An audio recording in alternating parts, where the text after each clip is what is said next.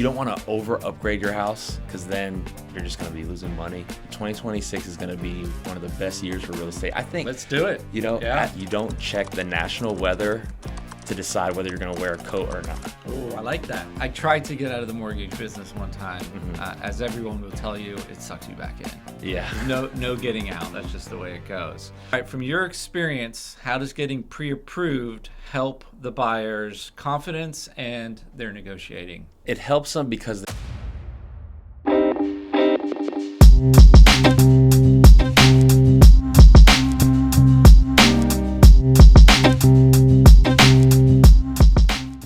I'm Lee Siminoff, your host and mortgage expert, and today I'm joined with Andrew Young from United Real Estate Gallery, and we're diving into what's really happening in our local market and what buyers and sellers should know right now.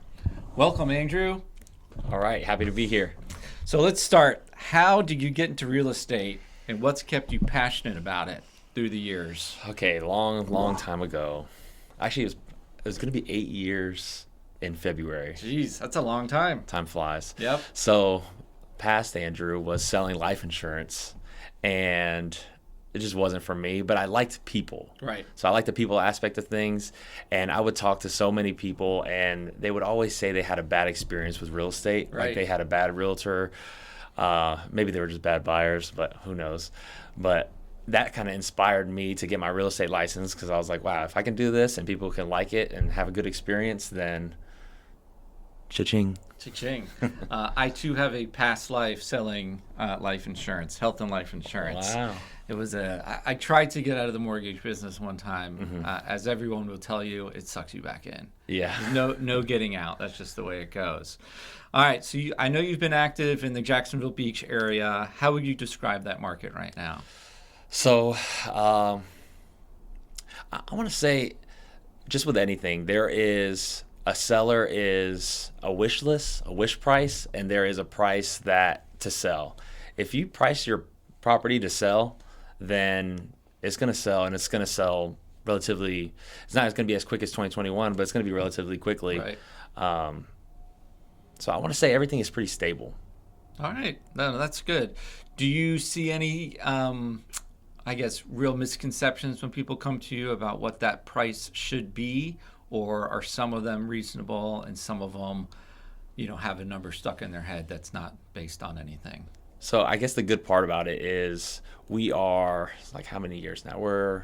It's about to be 4 years. 4 years is 2021. Right. So we've had some time where, like, the market was crazy, and then now the shifted market we've had a couple years. So the expectations aren't as crazy as they were 2-3 years ago. But yeah, sometimes it is a hard conversation to have with sellers about, hey, this is the price you got to be at. If you don't like this price, then I'm sorry. Yeah. Do they typically want to test the market and start off higher, and then you've got to come to them in a couple of weeks and be like, hey, there's a reason why nobody's come to our open houses or done anything? You see that? Yeah. People want to test their price, but so I think that there was a stat, it was like almost 60% of homes sold within the first 2 months. So within that first 2 months is your sweet spot. Right. And within the first 2 weeks is the spot where, like, first impressions are everything. So if you don't have a good first impression, you're going to get lost in the wind with all the other properties that are Got it. having their wish list and having their dreams shattered. Yeah, understood. Well, tell me about your client makeup this year. Has it been a lot of first-time home buyers, people moving up, moving down, investors? How's it been for you? It's a mix of all three, actually. But I think, and I tell everybody, this is like the best year to be a move-up buyer because the first-time home buyer properties or properties for first-time home buyers, they're selling relatively quickly, and the properties in like the 500, 600,000, they sit a little bit longer. Right. So you can sell for the highest and then get the best deal on the $500,000, $600,000 properties. And I feel like there's definitely a lot of people who are in those first-time home buyers that bought, which was great, but they've grown out of those houses a little bit. Life happens. They need more rooms. They work across town now, or they work at home and they need the space for it. So I think that would be a good good opportunity for them. Yeah. People just Um, acquire too much junk too. it's trash day at my house as always. I'm trying Yeah. a little bit at a time. Um, what are the top 2 or 3 things buyers misunderstand about the market?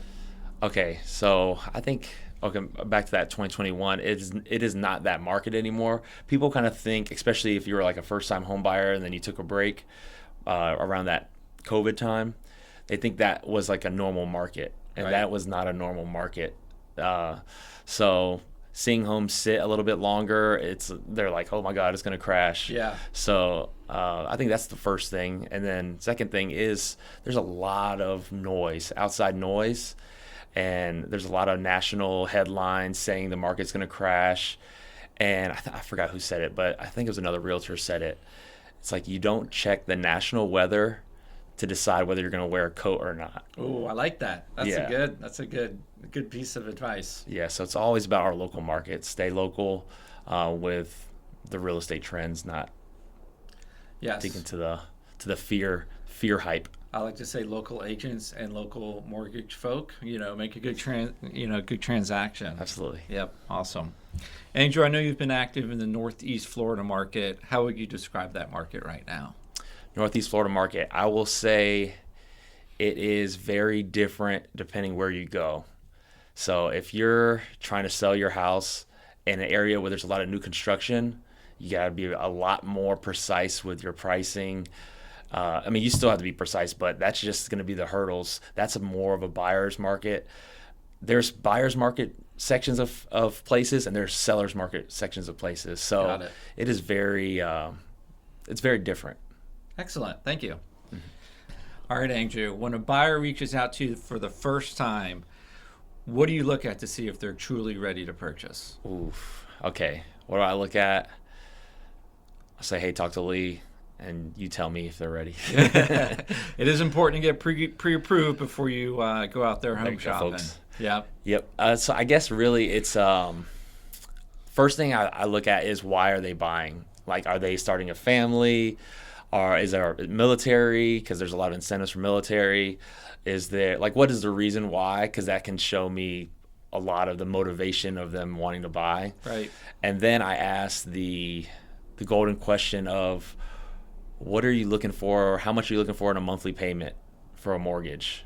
And if I hear 1,200 or something like that, then I'm just like, It's a little tough. man, This this might not tough. be the market for you. Yeah, it's tough out there. Lee's gonna have a hard time with this one. And I've seen people who want to just put a ton of money down to keep their monthly payment low. But sometimes, having that money work for you, having a little bit higher payment, and using that money to offset, what that mortgage payment would be is the solution. Somebody asked me that the other day. All right, thank you. What mistakes do first-time home buyers make right off the bat? What mistakes? Okay, I think one of the things that I've noticed is sometimes the first house is the best house. But people are just getting their feet wet, and they're just like, I don't know, this is so overwhelming. But sometimes the first one is the best one, and you gotta have to go with your gut on how you feel about things. It is emotional decision Right, that you really definitely. make. I'll say 70% emotional. Yeah, it's very, very much so. I used to tell people when they go home shopping, bring your checkbook. Not that people really use a checkbook that much anymore, but be ready to go. If you find that home, especially if it's an open house and there's someone else in there, Yeah. you're get out of my house. Yeah. You got to be ready to move on it when things are right. All right. So speaking of that, how do you keep buyers' expectations realistic? So how to keep them realistic is, I guess, really showing the numbers of, hey, this is how much homes are receiving, just looking at the average list price received, stuff like that. And then setting expectations where this might take one house, this might take a few houses. It's really trying to narrow in of what they want. And sometimes buyers don't know what they want. Right. So it's really trying to figure it out for them sometimes, or helping them see hey, maybe this isn't as important as Do you feel that sometimes they've got to lose a couple that they like before they're really ready to jump on one? That's probably a life lesson. Sometimes you need pain Yeah. in order to have that. You need bad in order to feel good. Yeah. So yeah. I do think, though, and I'm sure you'll agree, at the end of the day, if they do miss one that they really liked, when they do find what's right, it ends up being a better fit for them anyway. So I Yeah. see that quite a bit, especially when they're going through the negotiations and they lose on one, and then they're like, oh, we got to start over again, but they end up finding something even better. For sure. Yeah, it's God's plan. Yep, exactly. All right, from your experience, how does getting pre-approved help the buyer's confidence and their negotiating? It helps them because they already know what to expect. There's not like I guess they're mentally ready because they know payments, they know how much money they're going to have to come up with, so they can be stronger buyers because they're aware and there's no surprises. Yeah. When you get surprises, that's when we get gray hair, you get gray hair. So so having them already like vetted and trained for this is what I should look for, this is how much it's going to be, is super helpful. Surprises are good for birthdays and anniversaries. That's Yeah. it. Try to keep them Yeah. out of your real estate transactions, but Yeah. they do pop up. Awesome. Thank you. What are some creative ways you've seen buyers present offers to help win the deal? Oof, man, creative ways. So it's hard because it's one of those things that those like personal letters aren't, they're frowned upon. Right. Yeah, so it's hard to, I'll say this on camera, I'm not promoting them, but if they feel like they have a connection, it's up to them. Right. It's up to them. And we even have that sometimes when we do a VA loan, something will happen and it won't be eligible for the VA, but the veteran can actually write a letter to the VA and say, listen, this is my dream home. I know it didn't appraise, but my whole family lives in the neighborhood and I don't care. I want to buy it. Wow. And they'll work with them on it sometimes. Yeah. So, I do think it's important to convey the buyer. I know when I sell my house, eventually, I raise my kids in it. I would like someone else to have that same, connection to the home. So if somebody did provide that, even if their offer was just a little under, I'd be a little more apt to For sure. maybe sell it to them just because of my own experience. So that's awesome. Seller-focused discussion. Ooh. Time to get real. Oh, it is. All right. What trends are you seeing for sellers here out in the beach area? So I think the trend with the sellers is who's a real seller and who is I don't want to say shopper, but pretty much shopping their house Right. to see. So real and serious is the best way to categorize sellers right now. Interesting. And how does that look if you're a buyer going to a house? Is it someone willing to negotiate, someone who's priced it right, or a combination of all that? Yeah, if you're a buyer and you're going to go to a house, it's already priced pretty competitively. If it's overpriced, it's gonna sit for the most part, or it's just gonna be nothing. Right. A whole bunch of nothing. Yeah. What's one thing sellers often overlook before listing their house? Okay, one thing that sellers overlook is upgrades to the house. I think sometimes sellers will say, hey, I got a new roof, it's worth a little bit more, when realistically that brings you to the average. Right, It brings to the you norm. Yeah, to the norm. Yeah. So that's like one of the main things, and you don't want to over upgrade your house because then you're just going to be losing money. But yeah, if you upgrade it, just don't overdo it. Go to a real estate agent and say, hey, I'm thinking about renovating my house to sell it. What should I do? And we'll direct you. And is that part of your discussions when working with someone listing a property? Yeah, absolutely. Unless the house is already like renovated. But if they're like, hey, I'm thinking about doing this, should I do it? Or I'm thinking about doing the floors. And like floors is always a good move. Yep. Kitchen's always a good move. And actually, the exterior of the home is getting more. Buyers are more interested in curb appeal than anything else Interesting. lately. So is it just landscaping or even more than that It's you're seeing? it's the front door, the garage, Interesting. yeah, and then even like the entryway when they walk in, because buyers know as soon as they walk in, they know that this is their house. So like really maximizing on that is probably the main thing a seller should focus on. Awesome. All right. For your listings, how do you ensure the offers that are coming to the table are financially sound? Okay, it's financially sound. Say, hey, I know you're pre-approved, but I need you to talk to Lee. Yeah, thank you. No, that works out well. Well, I'll see it. I'll do a second pre-approval on a lot of folks. They got, an agent I work with is listing it. They got a pre-approval letter from some national company, and we're really not too sure what they did. Did they pull credit? Did they review their income docs? Do they have an automated approval? So the listing agent will push back and say, listen, I want you to get pre-approved with the local agent. Yeah. And that way I can make sure the deal is sound, and then also, give that buyer some rate options as well. Yeah, there's nothing that we hate more than like when they send a pre-approval letter and it's like a 1-800 number. Yeah. And so like we can't even get a hold of them and kind of inquire to see how strong of a buyer they are. So yeah, definitely local mortgage is the way to go. And if we see somebody we can't talk to, then it's good to get a second opinion. Yes, I agree. Have you noticed buyers being more sensitive to the payment versus the price, or is it both, or are they really just focusing on the price of the house? Yeah, I mean, it is payment focused. I think it's like payment focused for everything almost. Right. Yeah, how much can I pay this a month? But yeah, it is payment focused, and that is like I said, one of the first questions I asked, like, hey, what are you looking to pay for your monthly payment? And because you live in the payment or you live in the house, but Right. what is the saying? Like, Well, there's one about you don't buying now and selling and refinancing later. Marry the house and date the rate. Oh yeah. Yeah. I think that one kind of hurt us a little bit because the rates never went lower. No, I will say they are lower than they were, Yeah. last year, which is good. So Yeah, you live in I think it's you live in the payment, not the price of the home. It's like interesting. I don't know. It's some Brian Buffini thing. No, I'll have to check it out. That's Yeah. awesome. Well, thank you, Andrew. I appreciate that. Andrew, name some neighborhoods you think are underrated right now that you may be able to benefit from. Underrated neighborhoods. Wait.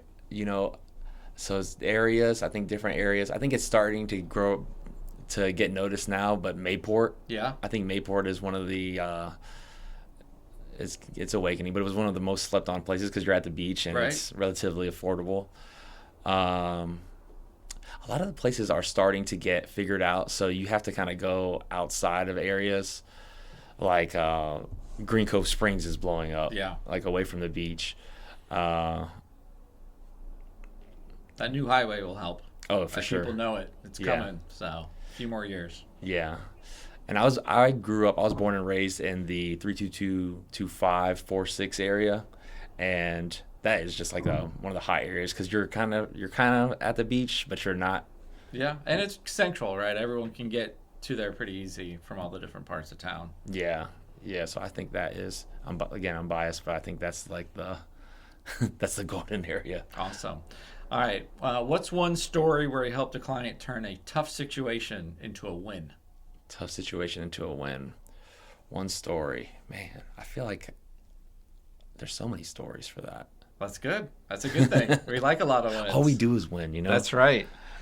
Um, Cue the music. yeah. Whoever's putting this together. Yeah. Let's see.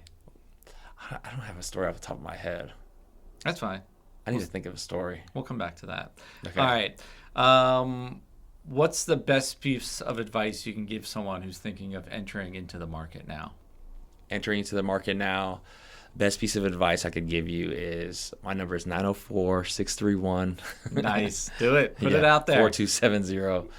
But I think it's just to be ready. Just like I guess the most important question is like, why do you want to buy a house? Right. How long do you see yourself in that house? Because That's a big one, especially with mortgage rates. It's important for us to know that. yeah, because we're not in the like 2020 COVID. You could buy a house, sell it the next year. Sell it 2 years from now. Yeah, keep making money. Yeah, I want you to at least be there like 5 to 7 years, like at least. I think that's more appropriate. If you see yourself to be here like 2 years only, then maybe it's not a